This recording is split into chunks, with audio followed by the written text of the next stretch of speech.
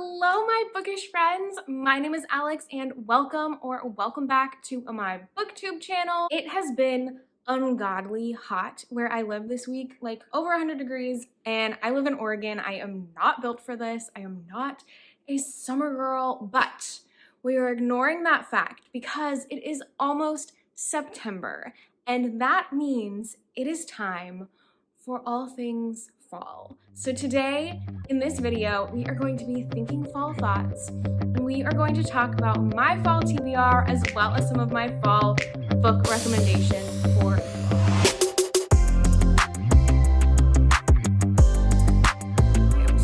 so excited. We are going to talk dark academia, we are going to talk thrillers, we're going to talk romance, and of course fantasy, and I just can't wait to dive into this list. I'm keeping it pretty short, like my top tier fall reads that I'm hoping to get to that just really give me those like cozy autumnal vibes, and then my top 5 recommendations for you all that I would desperately love for you to pick up this fall if you have not read them yet.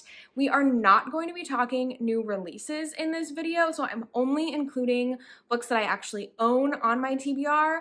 For new releases upcoming in the fall, keep an eye on my channel because that video will be coming very soon. And you guys, the next couple of months are stacked with some amazing books that I cannot wait to get my hands on and read. So that's definitely coming. But for today's video, we're going to be talking a little bit of backlist, some things that I have had sitting on my shelf or have recently picked up that I just think give the perfect fall vibes, you know, sweaters, pumpkin spice lattes, curl up on the couch by the fire, and read these books. So let's just dive into it. The first book that is just screaming fall vibes to me on my shelf is actually one that I picked up very recently. This is a recent release, and it is called Bonesmith by Nikki Palprado. I believe this is a YA fantasy, and it is about a necromancer who has kind of been disgraced. She failed like a trial, I believe, and ended up being sent to this kind of like far off place, a little bit dangerous, but also a little bit out of the way. She's kind of been banished there, and she sees this opportunity to redeem herself in her family's eyes when a prince is kidnapped, and she takes it upon herself to go and find him, ends up teaming up with like one of the kidnappers. I don't know, sounds like a whole thing. I'm really excited about it. The strong female character is definitely going to be present in this one. I mean, we are following a female necromancer on a mission, so I'm really excited. Obviously the like necromancy dark fantasy vibes are definitely giving off fall to me, and I think this will be a really fun read for the next couple of months, so I'm really hoping that I get to it soon. Next up, we have one that I definitely talked about in a TBR video like last year that I swore I was gonna get to and didn't. So I am super excited to read this one though. I think it's gonna be amazing. I've heard really good things about it, and I've actually seen it like kind of all over the place recently, even though it came out last fall. So I don't know, maybe now is the time to pick up One Dark Window by Rachel Gillig. You guys, this is an adult like romantasy, I believe, and for one thing, she's beautiful. But it sounds like it's got a really unique magic system, something to do with like kind of a tarot deck type of situation that controls the magic in this world. If you like are able to gather all of the cards, which I believe is part of the mission, the journey that we are on in this story. We are following our main character who has this thing living inside of her head, this like dark being that she calls the Nightmare. And she ends up teaming up with this like rogue bandit who's also like the disgraced brother or cousin of the king. I don't remember which one, but there sounds like lots of really interesting elements to this, and I honestly don't want to know too much more about the synopsis going into this one because I'm interested enough already. It seems kind of like creepy and dark and just very unique, but also super vibey for the autumn. So this one is high up on my list. I am going to kick myself if I do not read this one this fall. I just think it sounds like just my type of read, my cup of tea. So I definitely need to get to One Dark Window this fall. Next up is another newer release, and that is Ink Blood Sister Scribe by Emma Torres. This, I believe, is like giving dark academia vibes, but not actually academia. If I'm understanding correctly, I believe we are following a pair of sisters who are left this magical library, which honestly, just stop right there. I'm sold. Magical library. You don't need to tell me anymore. There's like family secrets involved and just lots of wonderful things like that. I think it's that like kind of darker mystery vibe as well as like a cozy library setting that definitely just screams fall, indoors, like reading and snuggling up by the fire to me. So this one sounds super, super good. I haven't heard a ton about it, but I'm really excited to jump into it and see what I think of it. Next is yet another that I have been promising myself I was gonna read in the fall for like many years in a row now. I have had this book on my shelf for an embarrassingly long amount of time, and I have had so many people tell me that I'm gonna love this book. So many of my friends, this is like one of their favorite books, and I'm embarrassed that I have not read it yet, but we're gonna do it. We're gonna read The Raven Boys by Maggie Stiefvater. You guys, I really need to do it this year. I need to stop putting it off. I need to just pick this up because it sounds so freaking good and so vibey for the fall. I have heard like the best things about the atmosphere of this story, and I just need it. I need to know. So I believe in this one we are following a girl whose mom is like a psychic type of thing, and the prophecy that she's had about or known about herself for her whole life is that she is going to kill the boy that she loves. In this story, we see her meet these 4 boys from this academy, like private boarding school nearby, and ends up teaming up with them. I believe there's something about like a hunt for a dead Welsh king. And I don't actually know too much more about the plot. I feel like I've heard a lot of people say that like any synopsis of this book just doesn't do it justice because there is so much atmosphere and so much going on to it. And I'm really okay with not knowing that much, but I have been told that because I really enjoy dark academia that I am really missing out by not having read this yet. So The Raven Boys, you guys, hold me to this. If I do not talk about this in my monthly wrap-ups, like spam me with comments telling me that I need to read this book because it is ridiculous. I just need to do it. It's not even that long. Like, come on. And this one is like a YA contemporary fantasy. The next one on my TBR, we are moving into some romance, and that is The Dead Romantics by Ashley Poston. I picked this up last summer thinking it was gonna give me like really summery vibes. I really didn't read the synopsis. I just saw it and it was gorgeous and I picked it up. But I think it can be like a summer to fall transition type of story because we are dealing with like a paranormal romance with a ghost.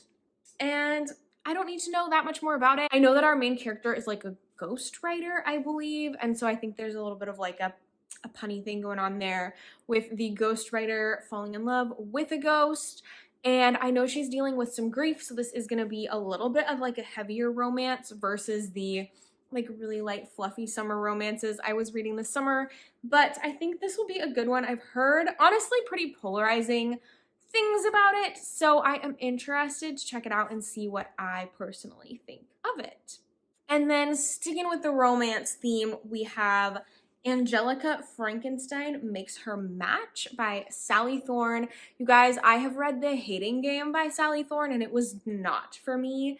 I did not enjoy it, but this is like very different vibes, so I'm definitely ready to give her another chance with this book that I honestly, when I heard about it, didn't even realize it was the same author.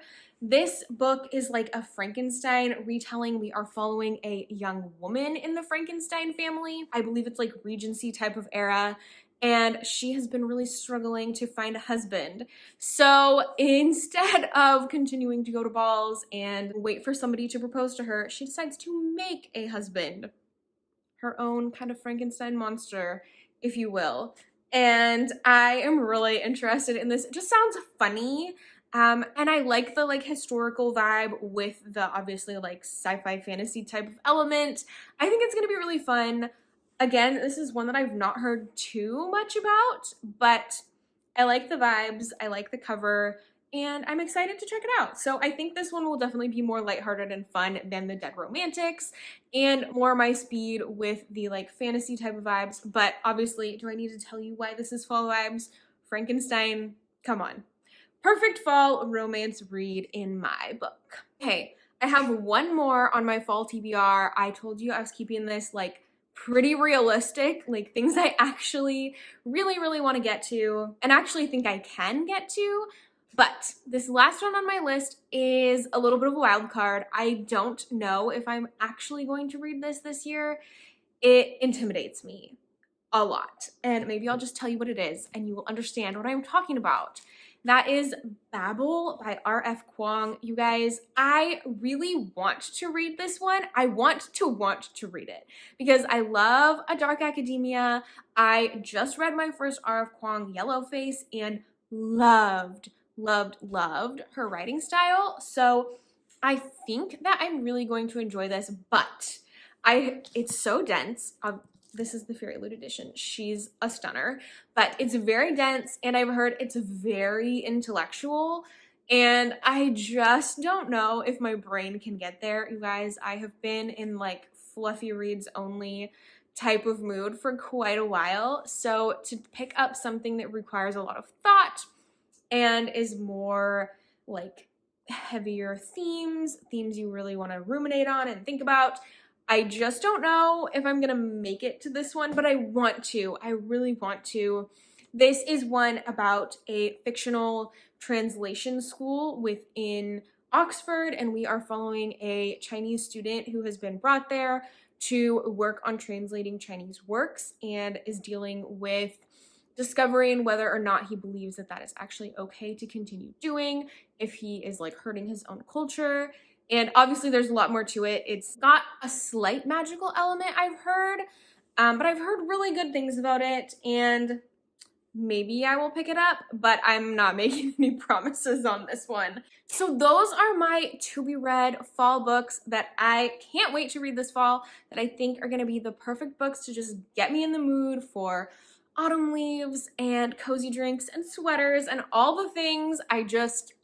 I love a good atmospheric book, especially in the fall. I love to read seasonally and just feel cozy, and it's just the best. Like on a dreary rainy day by the fire, nothing better. But I have 5 books that I am going to recommend to you all that are some of my absolute favorite fall vibey books that I have read and can definitely say these have all the fall vibes, they check all the boxes, and I think you need to read them. So let's just dive into those and I will tell you my recommendations. Starting off outside of my typical genre, we have If We Were Villains, which is like a mystery thriller, but with like Shakespearean dark academia vibes. And you guys, I ate this book up last year. I read it in the fall. I did a little reading vlog on it that I will link up above. It was my first time annotating a book as well, so I have a couple little tabs in there. But you guys, I freaking loved this book. It was so good. We are following a group of friends who are at this kind of elite theater school, going through this program studying Shakespeare, and I believe it's Macbeth that they are performing this year.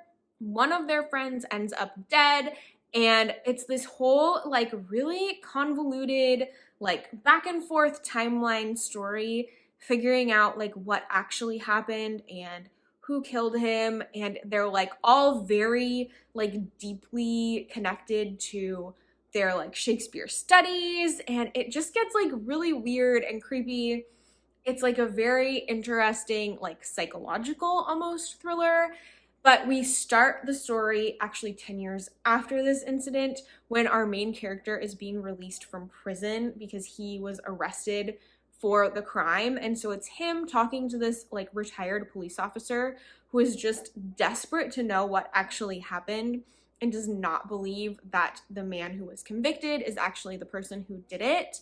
And you guys, I just can't even. This book had such a grip on me. It was so beautifully written. If you don't like Shakespeare, I think you could still read it, but it definitely adds another element if you do enjoy that and kind of know some of the stories and can follow along with that. it definitely adds more fun to it. But yeah, I just absolutely loved this. One of my favorite dark academia reads, and yeah, if you're looking for like a psychological mystery thriller, not too creepy, but definitely still creepy, this one was so good. If you are looking for a cozy romance with small town Stars Hollow Gilmore Girls vibes, but also magic, Small Town Big Magic by Hazel Beck. I have talked about this book a lot, and I know it gets kind of mixed reviews, but for me, perfection. I loved this book so much. We are following this woman in this small town. She owns a bookstore. She is like very involved in her town, and things start to get a little wacky, and she realizes that she's actually a witch and has had her powers and memories stripped away from her. All of her friends are actually witches as well, and there are some crazy things going on that she ends up having to help her friends save their town. It's very cute. It's very charming. Everybody knows everybody, like the perfect Stars Hollow vibes. And there's a really adorable romance as well. And it's just funny. Like the humor in it is very Lorelai Gilmore, and I just love it. It was so good. So if you're looking for those type of vibes, highly recommend. And the sequel is coming out soon, so I will definitely be picking that up as well. If you would like a combination of those two books that I just talked about, a little bit of small town romance, a little bit of mystery thriller, a little bit of magic, then might I suggest Spells for Forgetting by Adrienne Young. You guys, you know I love Adrienne Young. Her like atmosphere is perfection. She writes the best like vibey worlds, and this one is more contemporary. It's set in the Pacific Northwest, which I'm a Pacific Northwest girl, so gotta love that. And our story opens on a man named August who is returning to this little island that he grew up on for the first time in like 10 plus years. He and his mother had to leave very suddenly when he was young, because there was a death of a young girl and he was blamed for it. And so they had to get out of there, and he is coming back for the first time because his mother has passed and she has requested that her ashes be spread on the island, and he's got to kind of deal with her estate and things like that they left behind when they dipped out of there. But he is also seeing his ex-girlfriend for the first time in all this time. They were like madly in love in high school, but the girl that died was her best friend. And so there is this like deep town mystery that goes further than just this death. There's like even more layers to it. It's very like multi-generational. There are like many POVs, but some of them only get like one chapter just to kind of give you more exposition, more backstory. It's very interesting. Definitely those like small town vibes, because all of these families have lived here for so long and they all know each other. And it's like kind of a tourist island, but only in the summer and fall. So during a lot of the year, it's like just them living there alone. And there's just so much that gets uncovered. There's like a little bit of magic to it, which is a fun element. I wanted a little bit more of the magic, but it was still so good. Adrienne Young's writing is just absolutely gorgeous. So if you're looking for like a Pacific Northwest atmospheric mystery with a little bit of romance, a little bit of magic, Spells for Forgetting is definitely the book you need to pick up. If you are looking for dark academia paranormal vibes in an adult fantasy, then you should pick up Ninth House by Leigh Bardugo. Be warned, this is very dark. There are a lot of dark themes, so definitely look up triggers before picking this up if that is something you are worried about. It's got a lot of them. A lot of dark themes, a lot of things that are disturbing and creepy and awful happen in this. It's contemporary, it's set at Yale. We are following our main character, Galaxy, or Alex, which I love, and she has been recruited to Yale at a full ride because she was the sole survivor of this like horrible accident, and she has these kind of mysterious powers, this ability to see ghosts essentially. And so she is brought in even though she's very unqualified to be going to Yale, and she's brought in to be a part of this ninth house, this society that has been created to monitor and watch over the other 8 secret societies at Yale who dabble in lots of dark magic and sometimes demonic magic. And so it is kind of her role to keep an eye on them, keep them following the rules. And along the way, we find out that her mentor has gone missing, and there are some deaths happening around campus and lots of like creepy things, as well as some weird interactions that she's having with these ghosts. And we jump back and forth in timelines a lot, but all of it really converges in a really, really interesting way. And I just absolutely loved our cast of characters and could not stop reading, needed to know what the heck all of these mysteries were about in this book. So if you are a fan of any of those types of things, I definitely recommend Ninth House by Leigh Bardugo. And my last recommendation, of course, I have to give you a YA fantasy, and that is going to be The Bone Houses by Emily Lloyd Jones. This is like a Welsh-inspired fantasy story about a young girl who lives in this small village, and her parents have died or disappeared, and they were grave diggers. And so she has been working and doing her father's business as a grave digger to keep her siblings and her family afloat while he is gone. But there's something weird about this town. Sometimes the people don't stay in the graves. These are called bone houses, and they are these like reanimated corpse bone things that are coming out of the forest, and people don't really know where they're coming from. She is really the only one who truly thinks this is a big deal. A lot of the people in her town don't even realize it's happening because she goes and deals with them and puts them back down. But a young, mysterious man comes to town, and he claims that he is a cartographer. He wants to go into the woods towards the mountain and create a map of this wilderness that nobody has ever mapped. It's kind of like a fey land, and people stay away from there, and nobody wants to take him out there. But our main character decides that she will do this. She will take him out into the forest. Maybe while they are on this adventure, she can figure out what the heck is causing these bone houses to rise out of their graves and stop all of this nonsense from happening. So it sounds dark, but it's not really that creepy. Like, the way it is written, it's more fairy tale-esque than anything.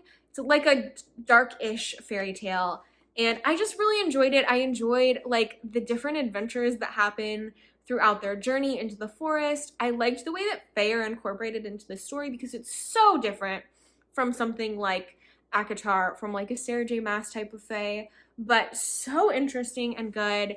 And I just really, really enjoyed the whole storyline, the side characters. There is a goat, a bone goat. What more can you need besides that? It's just super fun. I really, really enjoyed this one, and definitely fall vibes. So pick that one up if you are looking for a fun fairy tale-esque YA fantasy with a tiny bit of a zombie element to it. And you guys, those are the fall reads. Those are my TBR as well as my recommendations. Please let me know in the comments below what your fall TBR and recommendations are. I would be so interested to know, as well as if you've read any of these books and want to let me know your thoughts on them. I would love to chat with you about that. So thank you so much for hanging out with me today. Again, please keep your eye on my channel if you are interested in those upcoming releases, because that video will be coming very, very soon, and I cannot wait. You guys know I love to talk about upcoming releases. It's one of my favorite things to research and share it with you all. So that's coming soon. Keep your eyes out. That is all I have for you today. Have a wonderful day, and think fall thoughts so that it comes very, very soon. Bye, friends.